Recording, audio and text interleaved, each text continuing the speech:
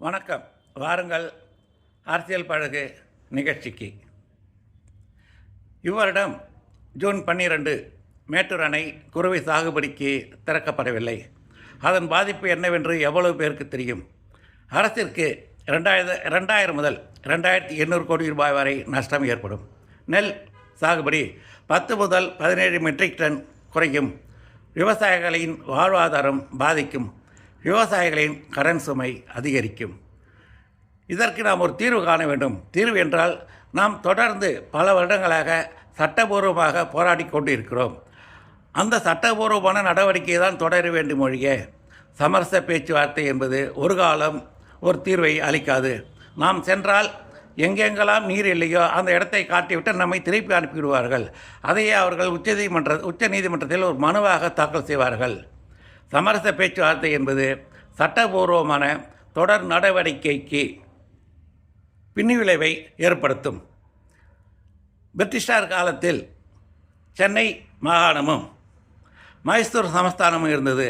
அப்பொழுது இந்த பிரச்சனை இல்லை என்றால் இருந்தது. ஆனால் கடுமையான சட்டத்திட்டம் 2 மாநில மக்களையும் 2 மாநில கட்சிகளையும் சமாதானப்படுத்தி அடங்கி போகச் செய்தது.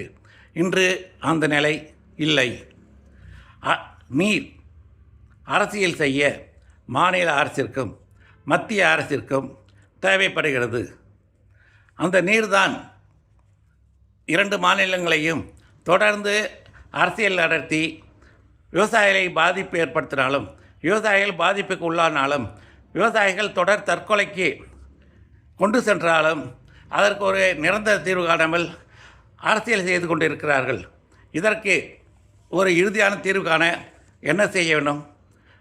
தொடர் சட்ட ரீதியான நடவடிக்கைகள் எடுக்க வேண்டும். நதிகள் தேசியமயமாக்கப்பட வேண்டும். நீர் பகிர்வை எந்த அரசியல் கட்சியும் தன் ஆதாயத்திற்கு பயன்படுத்த அனுமதிக்கக்கூடாது. நீதிமன்றத்தின் தீர்ப்பை மீறும் சட்டமன்றங்கள், சட்டசபைகள், மாநில அரசுகள் எதுவாக இருந்தாலும் அவர்கள் மேல் கடுமையான நடவடிக்கை எடுத்து நீர் பகிர்வை முறையாக அமுல்படுத்த முடியும். இவை மட்டுமே நதிநீர் தீர்வாக அமையும் என்று கூறி உங்களிடமிருந்து விடைபெறுவது உங்களின் கோபி சேகர். நன்றி, வணக்கம்.